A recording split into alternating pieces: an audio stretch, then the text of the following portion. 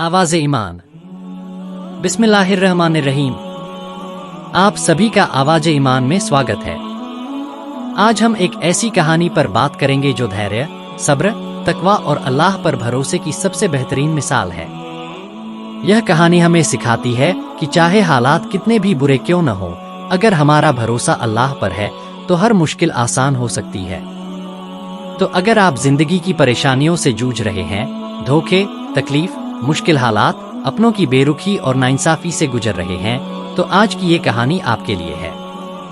इस वीडियो को अंत तक जरूर सुनें और अगर अभी तक आपने सब्सक्राइब नहीं किया तो सब्सक्राइब कर लें ताकि ऐसी ही रोशन बातें आप तक पहुंचती रहें। अब जरा अपनी आंखें बंद करें और सोचें, एक छोटा सा मासूम बच्चा जो अपने घर में अपने माता पिता का लाडला है, अपने भाइयों के साथ खेलता है, हंसता है, खुश रहता है, लेकिन उसे अंदाजा भी नहीं कि उसी के अपने भाई उसे तबाह करने की साजिश कर रहे हैं। यह कहानी है हजरत यूसुफ अलैहिस्सलाम की, जिनकी पूरी जिंदगी में इम्तिहान ही इम्तिहान थे, लेकिन हर बार अल्लाह की मदद से वो और बुलंदी पर पहुंचे। पहला सबक, जलन और हसद से बचें। एक रात यूसुफ ने अपने वालिद हजरत याकूब से कहा, अब्बा, मैंने एक ख्वाब देखा है कि 11 सितारे, सूरज और चांद मुझे सजदा कर रहे हैं। याकूब समझ गए कि यह ख्वाब हजरत यूसुफ की बड़ी कामयाबी का इशारा है, लेकिन उन्होंने एक अहम बात कही, बेटे, अपना ख्वाब अपने भाइयों को मत बताना, वरना वे जलन में आकर तुम्हारे खिलाफ साजिश करेंगे। यही होता है हमारी जिंदगी में भी। जब हमें कोई नई कामयाबी मिलती है तो कुछ लोग हमसे जलने लगते हैं। जलन, हसद वह जहर है जो अपनों को भी दुश्मन बना सकता है। दूसरा सबक, अपनों की साजिशों से न घबराएं। भाइयों ने यूसुफ से जलन के मारे उन्हें मारने की योजना बनाई।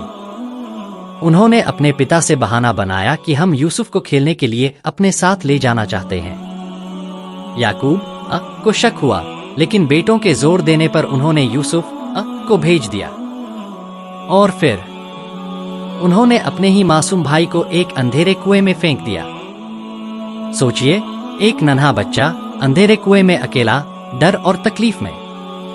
उसने क्या महसूस किया होगा? लेकिन उसने रोते हुए, चिल्लाते हुए किसी इंसान को पुकारा? नहीं, उसने सिर्फ अल्लाह पर भरोसा किया।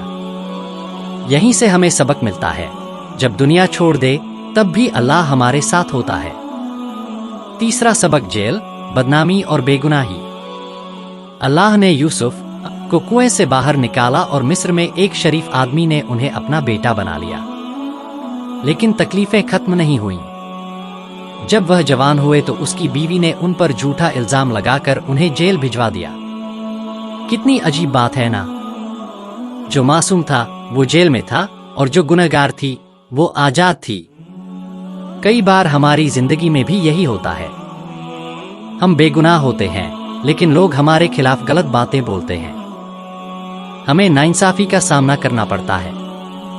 लेकिन हजरत यूसुफ हमें सिखाते हैं कि सब्र करो, क्योंकि अल्लाह सब देख रहा है।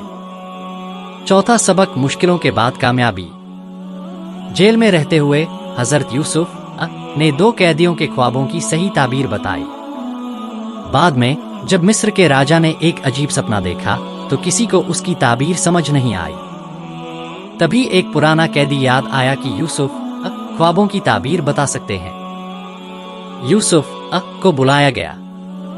उन्होंने बड़ी अक्लमंदी से ताबीर बताई और एक सुलझा हुआ हल भी पेश किया। इससे राजा इतना प्रभावित हुआ कि उन्हें मिस्र का वजीर, मंत्री बना दिया। यहाँ हमें एक अहम सीख मिलती है। मुश्किलों के बाद अगर हम धैर्य रखें और अल्लाह पर भरोसा करें तो वह हमें वहां पहुंचाता है जहां हम कभी सोच भी नहीं सकते थे। पांचवा सबक, बदला मत लो, माफ करो। जब हजरत यूसुफ मिस्र के वजीर बन गए तब उनके भाई अन्न की तलाश में मिस्र आए। उन्होंने यूसुफ को पहचाना नहीं, लेकिन यूसुफ उन्हें पहचान गए। अब सोचिए, अगर आप होते तो क्या करते?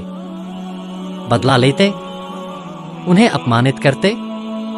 लेकिन हजरत यूसुफ ने इंसानियत, करुणा और भाईचारे की सबसे ऊंची मिसाल पेश की।